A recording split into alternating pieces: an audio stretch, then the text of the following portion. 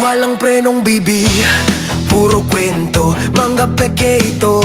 Ulang na mga aso, pilit ginigiba, hindi natutumba. Handa mong harapin kahit sino pa sila.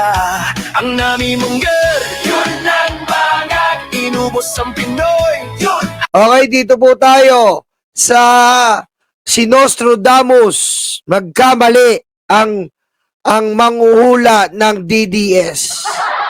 Alam mo, dati bilib pa ako dito sa manghuhulang to eh. Alam mo, bilib pa ako dito eh, sa manghuhulang to. Pero ngayon, itong si Jay, wala na to. Wala to. Okay, pakinggan po natin. Press 1 kung naririnig nyo ha. Press 1 kung naririnig nyo. Hindi ko makalimutan. Siguradong marami ang magtataas ng kilay sa kutob ni Jay na ito sa politika. Humanda daw ang lahat sa pagbabago ng pamumuno sa bansang Pilipinas. May nakikita akong babae ang mag-aangat. Kind of switching of the position, pero may aangat ko na babae na mag-leader. May Sa 2025, sa nakikita ko sa politics, local politics, where dito sa Pilipinas, may isang babae talaga na aangat. Ang galing, no? Pati manghuhula, no? Binabayaran ng Duterte. Ibang klase, no? Sino ba yung babaeng aangat? Which is mangyayari ngayon 2025 na. Oh, nasa na Jay Costura? Jay Costura to, di ba? Nakakulong sa heg, yun ang baga. Sinigong ay bangat, sinigong ay bangat. Oh, Jay Costura, nasa na yung ano? Nasa na siya, may isang babae ang aangat. Yung pala aangat, kabaligtaran, isang babae ang tatanga.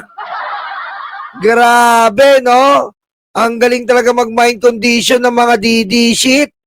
Pati ang pati fortune teller binabayaran. Ang lupet, men. Pati fortune teller minamanipula. Isang babae daw ang aangat. Yung pala isang babae ang tatanga. O, nasa na yung hula mo, Jay Costura? Yan tayo eh. Pinipilit nyo eh. Lahat na ng manipulasyon ginagawa, pati fortune teller. Fortune teller, kinakasabwat. O, nasa na po ang babaeng aangat? Sa kabaligtaran, ang babaeng tatanga. Ilang beses yan ang inuulaan to. Ilang beses na pong pinagpipilitan netong Jay na manghuhulang to na si Sara ay alin. Wala naman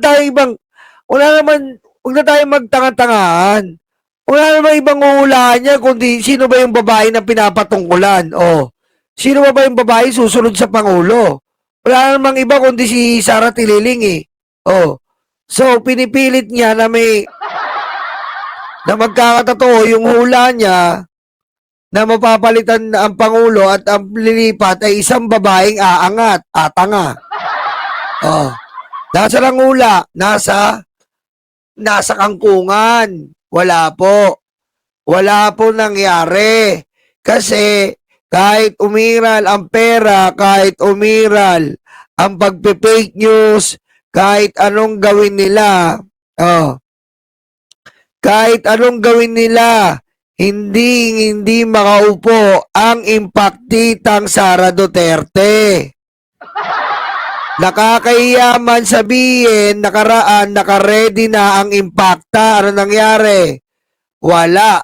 Nakaredy na sa proklamasyon sa isang restaurant. Akala niya naman, mapapalitan na ang Pangulo dahil nga pinagbabayaran na nila lahat ng babayaran. Akala nila swak na sa budget. Akala nila ox na uupo na ang impaktita dahil nagbanggit na ang kapatid ng Pangulo na mahaba ang baba. Akala nila yung paninira nila ay uubra na si Bongbong, adik si Bongbong, buong pamilya ni Bongbong, adik. Ano nangyari? Iba ang dumating sa tao.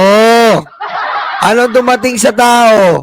Ano sabi ng tao? Ang Pilipino ay may kulturang pagmamahal. Saan? sa kapatid. Ngayon, imbis na mainis ang tao, kinampihan pa ang Pangulong Bongbong Marcos. Dahil tayo po bilang Pilipino, tandaan po natin, nasa kultura natin ang pagmamahal sa pamilya.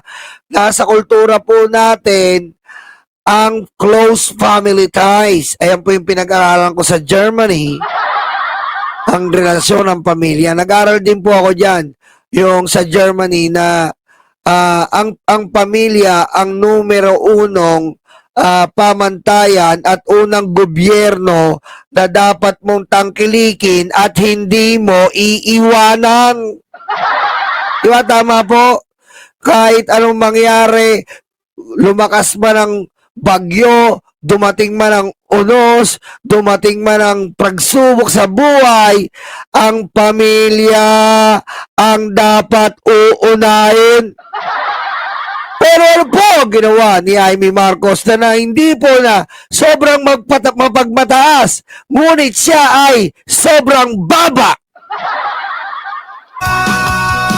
Hindi kayang talunin ang isang tulad mo. Galit na galit sa'yo dahil uubusin mo. Siniraan po ang kanyang kapatid. Ilang beses na pong sinisiraan ng kanyang kapatid sa ngalan po ng politika, sa ngalan po ng posisyon. Ginawa po ni Amy sa utos po ng metililing na vice-presidenteng demonyong mga Duterte. Pinilit ni Amy na siraan ng kapatid niya sa ngalang-alang sa politika. Paano niya nasisikmura yun? Diba? Tayo, hindi tayo ganon. Kailangan mahalin natin ang pamilya, pero si Amy napakawalang yapo talaga. Wala na pong paglagyan ng kawalangyaan. Nagbunga ba ang kawalangyaan ni Amy? Hindi po. Ang pipiliin pong vice-presidente ni Sara ay si Peluca de Polgoso de Marcoleta. Kita mo?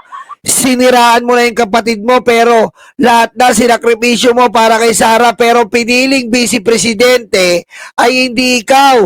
Sino ang pinili? Si Peluca de Marcoleta de Polgoso. Kita mo yan, Amy? Tingnan mo ginagawa mo. Nagpakatanga ka na, nagpakabobo ka na, nagpakaaliping ka, dumila-dila ka na ng mga singit-singit ng Duterte. Pero hindi ka pa rin binigyan ng chance na pangarap mong maging vice-presidente. Di ba?